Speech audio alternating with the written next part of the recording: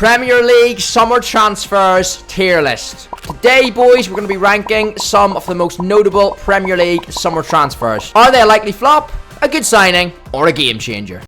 West Ham are my dark horses for the Premier League this season. Not as in to win it. That did come out wrong, sorry. West Ham are not going to win the league. Shock horror there. But I'm definitely not saying that, man. Geez, do not clip that up. Alright, boys, jumping straight in there, man. Riccardo Calafiore, Arsenal's new Italian centre-back signing from Bologna. Where do I go? We've got 5 categories, as you boys can see, man. We've got game changer, top class, good signing, likely flop, and just why. Just why? Why is this club signing this player? That kind of vibe, you know? For this Riccardo Calafiore, I'm saying I'm putting him in top class. I'm putting him in top class, man. I think Arsenal already have obviously quite good centre-backs, the likes of Gabriel, Saliba. But I think, yeah, Calafiore again, another top class signing. I think it's fair to put him in there. And from what I've seen of him in the Euros, looks a very, very accomplished player, man. Very good in the ball, composed. Yeah, I think he's going to add another level of class to that Arsenal defence. So for me, Calafiore in a top class. Ross Barkley, boys, I think quite a good deal. I really do, man. Aston Villa bringing him in. Aston Villa done some good business. We're going to talk about their other 2 signings in a second. But Barkley, for me, good signing. That's where I'm putting him, man. I think Ross Barkley, we know what he done for Luton last season. He was in the French League before that. Kind of lost his way a bit in his career, Ross Barkley, didn't he? Obviously, he had so much promise at Everton as a young player. Didn't really materialise for him. Went away, played in France for Nice, I think it was. But he came back. He looks sharp. He looked very good for Luton last season, despite them going down, and easily for me their best player, Luton's best player last year. So I think a good signing for Villa. Yeah, that's where I'm putting him, man. Ross Barkley, good signing. So then we've got Ian Maatsen, boys, Villa's new left back signing. For me, I think this is a top class signing. For me, he obviously I've seen him at Dortmund. I think he was on loan there from Burnley. Very, very good forward thinking left back. It's up and down that pitch, and I think he'll be an improvement on Luca Digne. Luca Digne's a good fullback, man, but yeah, Maatsen's an improvement. Young player as well. I think it's a top class signing for Villa, man. When I say, and obviously with these categories, boys, as well, like top class, I might put some players in top class today that I don't think are necessarily top class players, but it might be more that they're a top class signing for that individual club. I'm taking into account the actual improvement they're going to make to their own clubs as well, not necessarily the actual individual player. Alright, so you know, for me, top class, yeah, Ian Maatsen, man. I think he gets in there. Aston Villa, very, very good left back, and for me, yeah, he's going to improve their left side big time next season. Amadou Onana, obviously 50 million signing from Everton. Yet again, I would probably say top class. I think yet again he's adding another bit of depth into that Villa midfield. They're going to need it next year because they're playing obviously Champions League football this year, aren't they? So it'll be interesting to see what way they deal with that, because obviously we know Newcastle got that a few seasons ago and they struggle with it. So yeah, going to be very, very interesting to see, you know, how the Villa team deals with that, as I say. And the fact that Onana's joined, I think he's a good signing. 50 million's a lot, but obviously Everton, he's one of Everton's best players, man, and or he was, should I say. So I think, yeah, another good player for Villa, and I'm going to put him in the top class category again, man. He'd be good. He's got he's Premier League experience as well, so that always helps when you're moving from one club to another club in the same league. So yeah, boys, I think this guy is going to be a top class signing for Villa next season. I'm just waiting to see now, boys, who's going to be our first likely flop, man. That's going to be the interesting thing, isn't it? For sure. Alright, next up, boys, Kiernan Dewsbury-Hall. Obviously Leicester joined Chelsea now.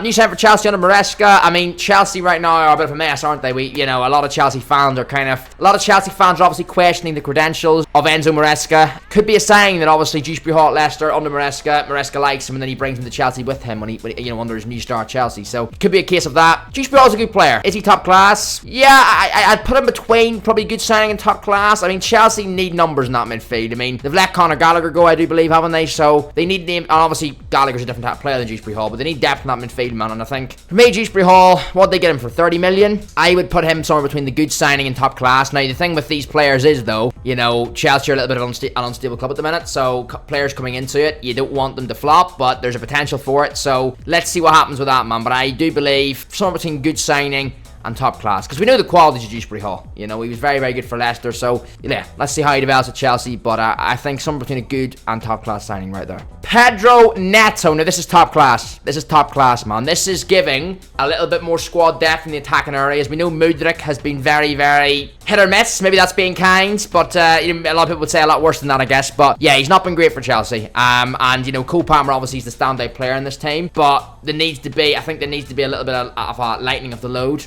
on Cole Palmer, and the fact that Sterling's not getting any younger. I think this is a very, very smart signing from Chelsea. Pedro Neto, and it just kind of came out of nowhere, man. It really did just kind of come out of nowhere, but we know Pedro Neto, obviously all his time in the Premier League with Wolves, very direct attacking player, pacey, skillful, and has an eye for goal as well, man. So yes, I think this is a good signing, a top class signing. I would definitely say that. And with him maybe grabbing, 15 league goals this season or so, should take a little bit of pressure and lighten the load on Cole Palmer as well in the Chelsea front line. Alright, so we jump to Fulham, boys, and Emil Smith-Rowe, obviously joining from Arsenal. We know the qualities of Smith-Rowe. Obviously, the last few seasons he has, suffered big time from injuries, and whilst he's been injured, the whole Arsenal team have got a lot better, man, a lot stronger, and he's kind of found himself way down the pecking order in that time, man, in terms of Mikel Arteta's starting squad. So, yeah, he was never going to get game time at Arsenal. I think it's a good move for him, man. I think it's a good move. Fulham's a good club, man, and they do fight for a top 10 place most times in the Premier League season, and they do play good football. I think it's a good move for Emil Smith-Rowe, and for Fulham as a club, I think I would put this as another good signing,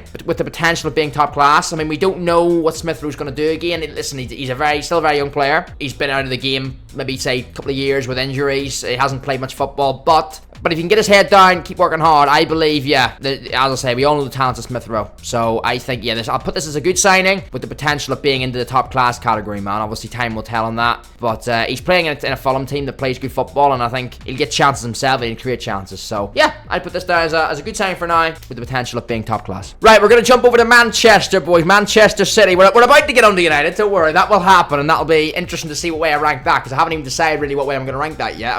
We'll get to that. But Manchester City, their one and only signing so far, Savio. I'll be honest, I don't know lots about him. A bit of a tricky, kind of pacey, skillful winger from what I'm hearing. 33 million from, I think, the French league did they get him from? Listen, thing is with City, man, they don't need him to work. That's the thing. They don't even need him to work because they've got so much strength and depth. But City haven't done much business this summer because their squad's already that good. This is the only signing they've brought in so far. But yet again, I think he'd hit the ground running, man. The thing with City is you're giving everything, aren't you, as a new City player? Like, if you've got the talent and the ability, you're going to shine, because it's not like some players where, if we get on to Manchester United in a minute, where if you bring a player in, sometimes maybe they're not. Yes, of course, if they're a real top player, they're going to shine through. But, talent will or their hard-working talent will shine through, you'd like to think. But some players that go into certain teams, they just instantly will connect because they've got great players around them and they've got a great environment around them to play and to showcase their talent. You couldn't ask as a player to be better set up because you've got quality and depth all around you, wherever you look. And you're being managed by, one of the best to ever do it, man,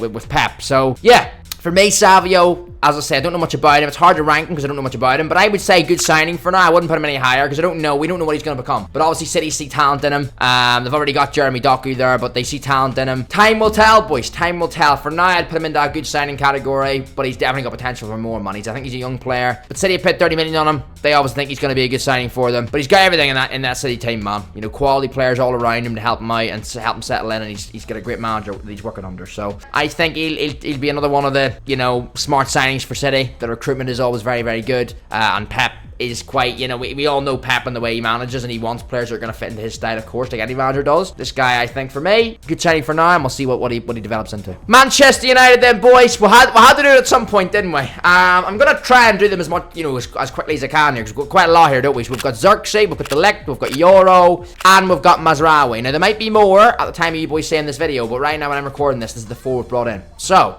Joshua Xerxes. Alright, let's start with him. Yet again, I haven't seen much of him play. I've seen clips and stuff on YouTube, but obviously that's not much to go by. Time will tell with this one for me. With the other 3 players we've signed, I've seen a little bit more on. Even Euro as a young player, I've seen a little bit more of him than I have of Xerxes. But yeah, for me, I haven't seen much of Xerxes. I am excited by the signing. Gives us another option up front alongside Chibo, of course, the young player we brought in from Arsenal. But for me, I'll put him in good signing category for now, and hopefully he turns into something even better than that. Letty Euro, again, I would go good signing.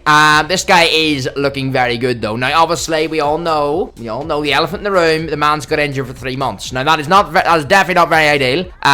We bring him in and then he's injured. But essentially, it's going to be a January transfer now, boys, pretty much, isn't it? Because we're not going to get him back to like the end of October, so it's not going to feel much different than getting a player in January. But yeah, when Euro returns, I think he's going to really hit the ground running, man. He's a young player though, so we can't heaping pressure on him as United fans. But I think this guy, we know he's got a lot of potential. That's why we spent, 52 million euro on him. I would put him in good signing for now with the potential of getting higher. So yeah, for me right now, I would go good signing with the potential of definitely moving into the top class, man. And listen, we haven't had any game changers yet today, but there's some of these players where we're putting them into maybe top class or good signing categories, but I do believe they could become game changers. Yoro's in a position that could be a game changer for us. We, I speak as a United fan now as well, and the way we want to play under Ten Hag, we haven't been able to do that. We've tried to do it, and more often than not, it's led to our downfall in certain games when we're trying to play from the back, or we're trying to play this style of football that just isn't fitting the players we've still got at the club. Centre backs, we're struggling. We have struggled many times with that. Left back and centre back's been an area of weakness for a while now. The likes of Lindelof and Maguire still at the club. We know the issues we've had at left back with the likes of Maatsen and Shaw been injured last season. We played Martinez there at left back in the Community Shield a few days ago. He was playing left back because we're so low there. The fact now that we've brought in Yoro, now obviously he's injured. We're going to get on to De Ligt and Mizraoui in a second, but Yoro potentially when he gets back from his injury could be another game changer for us because he's a young player. He'd make mistakes, that's how you learn, of course, as young players. You make mistakes to learn from them, but he could down the line definitely be a game changer player for us, man, because people like himself, and now we're going to move on to, of course, Matthias De Ligt. They're in massive areas that we need to improve, which is centre back. We want to play a high line. They can both do that. De Ligt can do that. Martinez can do that, as we know, and Lenny Yoro can do that because they're all blessed with that very, very important attribute in modern football: pace. De Ligt certainly has that as well. He's not probably just as quick as Yoro would be, but yet again, he's excellent reading of the game, really, really comfortable on the ball. And for me, Matthias De Ligt, I'm going to put that into a top class signing, man. I think a lot of people think that Matthias De Ligt's done really, really awful at Juventus and Bayern Munich. I don't think that's really been the case. And obviously, we know he was really, really good at Ajax. So,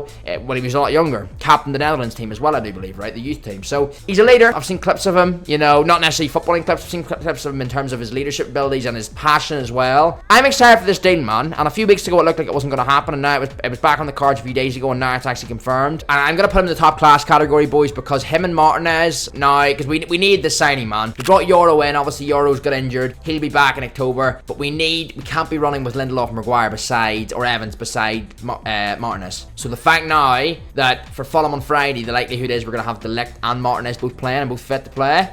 That's music to my ears, man. It really is as a United fan, because we really do need that, and it means that we can play that high line and get closer to playing that style of football we actually want to play. So for me, De Ligt, top class. Now, Nusir, hopefully I'm pronouncing that right, Mizraoui has also joined in this double deal with Bayern Munich and Manchester United. So Mizraoui, listen, I don't know loads about him either. I've seen him in Europe playing a few times for Munich. He is, and I do believe I remember him many years ago playing for one of the Dutch teams. I forget who it was. It might have been Ajax, actually. But yeah, I believe with Mizraoui, he's in a key area for Manchester United. He's a key area for us, man. He can play. He's versatile as well. He can play on either full back role, right or left back. And for us, he'd probably play left back because that's the area we really are short on. Yet again, he fits Ten Hag's style of play that he wants to go with, man. That attacking style of play, forward thinking right back or left backs. They're going to get forward and support the attack. Maybe a little bit suspect defensively. We'll obviously see that when he's playing for us, what is true and what he really is like defensively. But at the minute, I'm going to put him as a good signing. I think it's fair to put him there, man, because I certainly wouldn't put him in lightly flop or anything, because for me, I think this guy is in an area we need, and he's got credentials from the previous clubs he's played for that say that he's a good player. And also, he's not just a good player, he's a player that fits the style of play that we want to play. So for me, ticks a lot of boxes.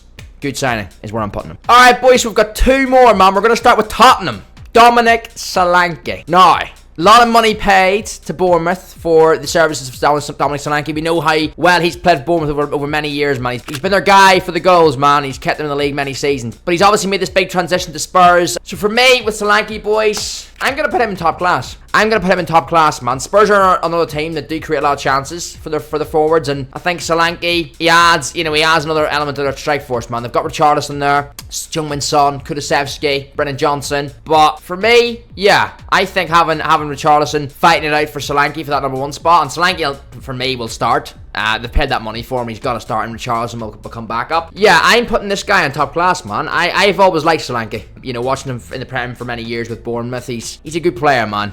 He knows the net. He's quite clinical, and I think Spurs have obviously splashed the cash on him, and it's a lot. It's a lot for a Bournemouth striker. It is. I believe this guy's going to be good for them, man. And I think if you watch my Premier League predictions video on Thursday, don't want to give any spoilers away, but I may just be backing Spurs for a top 4 place. And this signing is a lot down to that as well, because I do believe he's going to take their strike force up a level. He really is. So yeah, if Solanke will bag them maybe 15-20 goals. And Spurs have that tradition of maybe bottling games or bottling points where they shouldn't be. Well, if he's as clinical as he for Spurs as he has been for Bournemouth over the years, and bag snags, as I say, 15-20 goals for them, that's certainly going to help them a lot in their fight for top 4 for European place and getting higher up that league table, man. So and bridging that gap between them and the top 3, in my opinion, you know, with the likes of Arsenal, Liverpool and City, because we know, listen, this time last year, man, how well the Spurs started the season. They had, what, like they were in maybe 11, 12 games in the season and the Spurs were top of the league. You know, it wasn't 1 or 2 games, it was 12, 13 games. That was, you know, near a third of the season. So yeah, I think Solanke, for me, this guy goes in top class category. The very last one we're doing today, it's West Ham. West Ham's new striker signing, Nicholas Füllkrug from Dortmund. Now, we've seen this guy in the Euros, we've seen this guy in the Champions League. He's very clinical when he gets in front of goal. Different type of striker maybe than a lot of Premier League clubs have, where he's not that, you know, Rolls Royce if he just drives past defenders with pace and skill. But he's very intelligent up here, man. Very, very good footballing brain. He's very aware of his surroundings. If he knows he's in the best opportunity to shoot, he'll pull the trigger.